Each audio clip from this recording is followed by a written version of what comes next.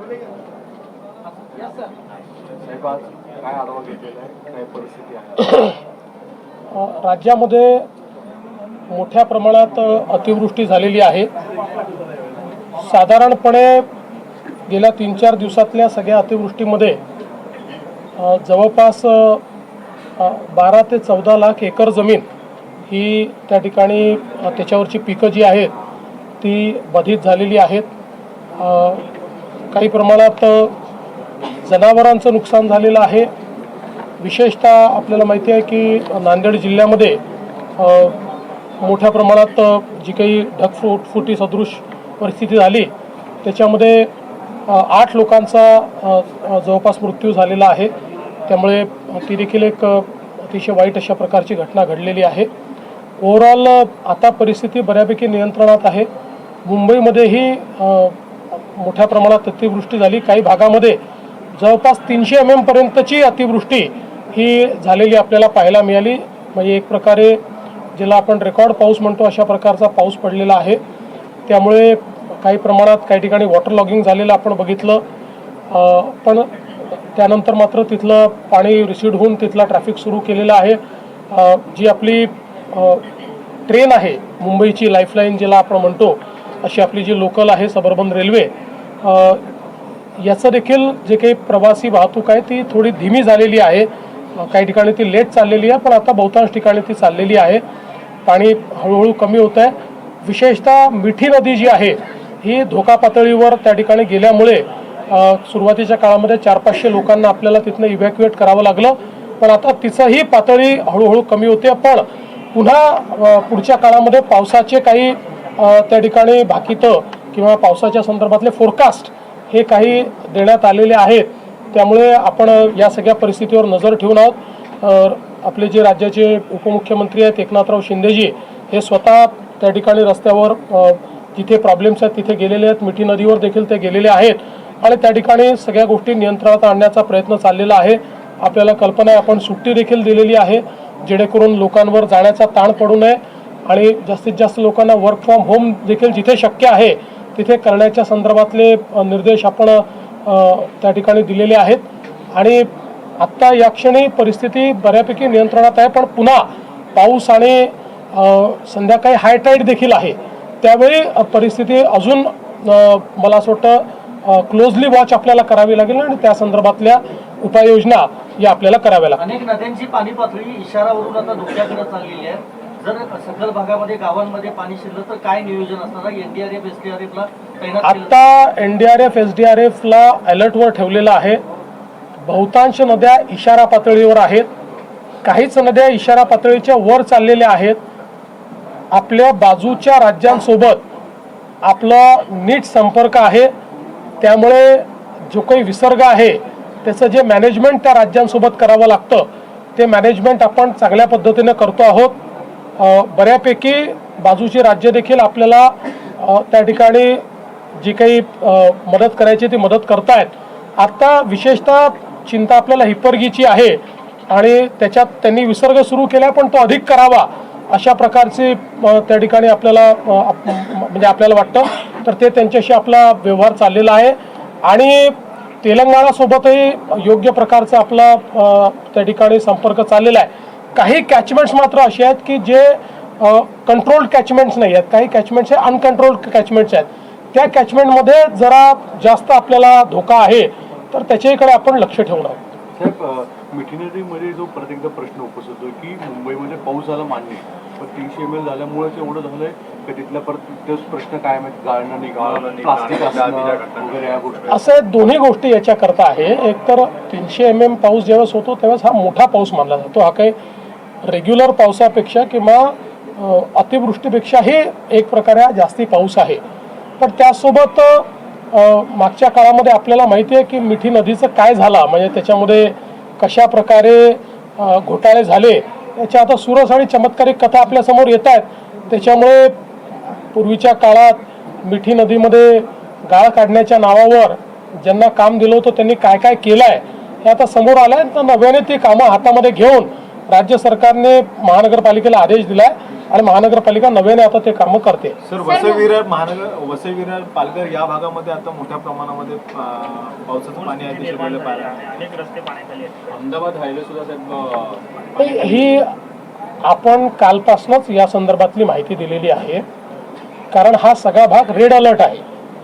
आपल्याला माहिती आहे की जो पूर्वी महासागर आहे, महासागराचा पूर्वी जो भाग आहे, याच्या भागामध्ये एक लो प्रेशर बेल्ट तयार झालेला आहे. बंगालच्या उपसागराच्या भागामध्ये एक लो प्रेशर बेल्ट तयार झालेला आहे आणि जोपर्यंत लो प्रेशर बेल्ट आहे तोपर्यंत अतिवृष्टी संभावित आहे आणि म्हणूनच इकडे रेड अलर्ट दिलेला आहे. रेड अलर्ट प्रमाणे या ठिकाणी मोठ्या प्रमाणात पाऊस पडतोय आणि त्यामुळे काही अडचणी या निर्माण होत आहेत. कारण आपल्याला माहिती आहे की आपलं सगळं जे काही डिझाईन असतं हे नॉर्मल प्लस 10%चं असतं, पण ज्यावेळेस अतिवृष्टी होते त्यावेळेस काही काळ डिस्रप्शन्स निर्माण होतात. ते डिस्रप्शन्स कसे दूर करायचे अशा प्रकारचा प्रयत्न आपण करतो आणि म्हणूनच आपण यावेळी दर 3 तासाने लोकांना अलर्ट देतो की कुठे पाऊस पडणार आहे, किती पाऊस पडणार आहे, काय केलं पाहिजे.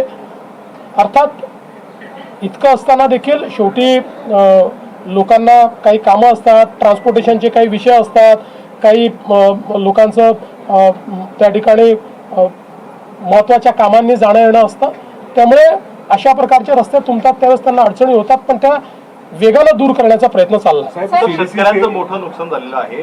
ते पंचनामे करण्यासाठी किंवा काही मदतीसाठी काही घोषणा ऑलरेडी 2 गोष्टी केलेल्या आहेत. पहिलं तर जिथे जनावराचं नुकसान आहे, घराचं नुकसान आहे किंवा दुर्दैवाने डेथ झालेली आहे, त्यांच्याकरता जिल्हाधिकाऱ्यांनाच अधिकार दिले आहेत. NDRFच्या नियमाप्रमाणे जिल्हाधिकारी त्यांना लगेच मदत करू शकतात. त्याकरता जिल्हाधिकाऱ्यांना उणे पद्धतीनं विड्रॉ करण्याचे अधिकारही दिले आहेत. त्यामुळे आता तिथे अडचण नाही आहे. बाकी शेतीच्या संदर्भात पंचनाम्याचे निर्देश दिले आहेत, तिथे नीट पंचनामे करून त्या संदर्भातली NDRF प्रमाणे मदत ही केली जाईल. CDSCचे जे संजय कुमार आहेत त्यांनी एक ट्विट केलेलं आहे, त्याच्यामध्ये महाराष्ट्रामध्ये 2024 लोकसभा आणि विधानसभेचा डाटा हा चुकीचा दिल्याचं अपॉलॉजी त्यांनी केलेली आहे. याच डाटावर राहुल गांधींनी आरोप केले गेले होते असं म्हटलं गेलं. हे खरी गोष्ट आहे की CSDSनी जो डेटा दिला होता आणि ज्या डेटावर आधारित इलेक्शन कमिशनवर राहुल गांधींनी आरोप केले होते आणि आमच्याही लेजिटिमेटली निवडून आलेल्या सरकारला आरोपीच्या पिंजऱ्यात उभं केलं होतं. आज CSDSने त्या संदर्भात ट्विट करून आमचे आकडे चुकीचे होते याबद्दल माफी मागितलेली आहे आणि ते सगळे आकडे परत घेतलेले आहेत. आता प्रश्न एवढाच आहे की त्याच्यावर आकांड तांडव करणारे राहुल गांधी माफी मागतील का? मला बिलकुल अपेक्षा नाही, कारण राहुल गांधी हे एक प्रकारे जसं सिरियल किलर असतात तसे ते सिरियल लायर आहेत. त्याच्यामुळे ते रोज खोटं बोलतील, याच्यानंतरही हेच आकडे ते मारतील, जिच्याबद्दल माझ्या मनात शंका नाही. पण जनतेच्या समोर मात्र आज या ठिकाणी हे स्पष्ट झालेलं आहे. सर, मुंबई के साथ साथ महाराष्ट्र में भारी बारिश हो रही है, आपने अभी मीटिंग की क्या? कि महाराष्ट्र में बहुत बड़े पैमाने पर बारिश हो रही है. कल से हम लोगों ने रेड अलर्ट दिया था, उस अनुसार बारिश हुई है. उसके चलते कुछ जगह पर जान और माल का नुकसान हुआ है. वहाँ पर हमने सारी एहतियात बरती हुई है. वहाँ पर SDRF और NDRF के लोग भी हमने तैनात किए हैं. आगे भी जहाँ पर रेड अलर्ट बताया गया है वहाँ पर हम लोग कार्रवाई कर रहे हैं. मुंबई में भी 300 mm बारिश करीब करीब हुई है, जिसके कारण कुछ डिस्ट्रप्शंस निर्माण हुए, लेकिन अभी पानी नीचे जा रहा है. बड़े पैमाने पर इसमें भी कार्रवाइयाँ की जा रही है. मीठी नदी में उसके लेवल ऊपर जाने के कारण वहाँ के कुछ लोगों को इवैक्यूएट किया था, लेकिन अब मीठी नदी की लेवल भी नीचे जा रही है. लेकिन आने वाले कुछ घंटों में अभी भी रेड अलर्ट मुंबई में है और कोकण के इलाकों में और घाट के इलाकों में सब जगह रेड अलर्ट है.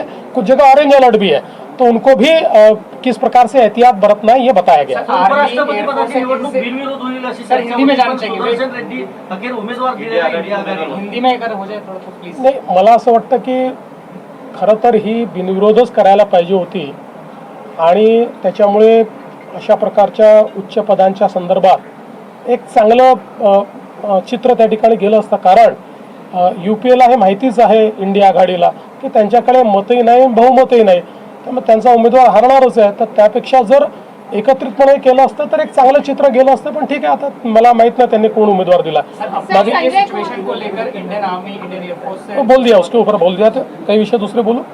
Yes, sir.